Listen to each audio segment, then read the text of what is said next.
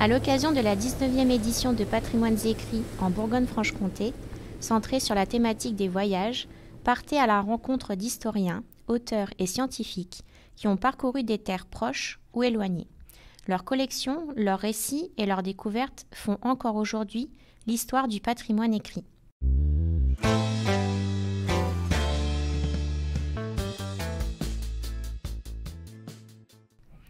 Né à Charolles en 1838, Henri Havard est très tôt attiré par l'art et la littérature. Son exil puis l'exercice de ses fonctions dans le domaine des arts l'amène à voyager en Europe, des Pays-Bas à l'Espagne.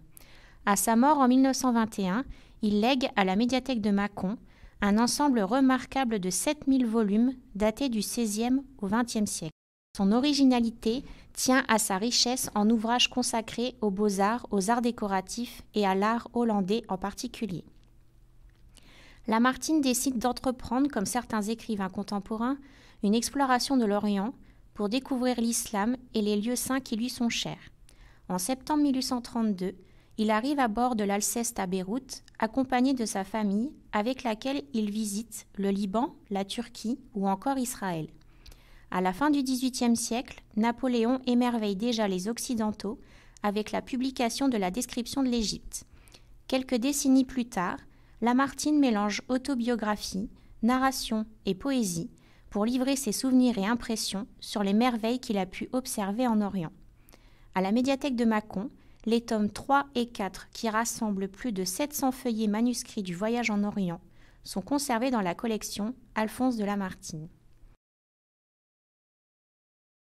Frère du grand botaniste français Charles d'Orbigny, Alcide d'Orbigny, naturaliste et paléontologue, va lui aussi se faire connaître.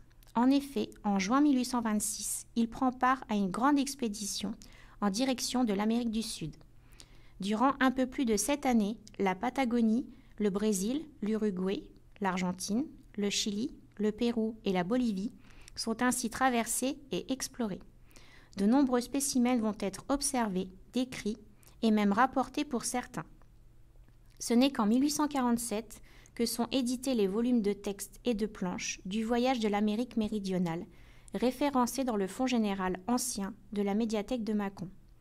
Patrimoines écrits en Bourgogne-Franche-Comté est une très belle opération de valorisation qui réussit à réunir, le temps d'une exposition, des personnalités hors du commun qui ont marqué les époques.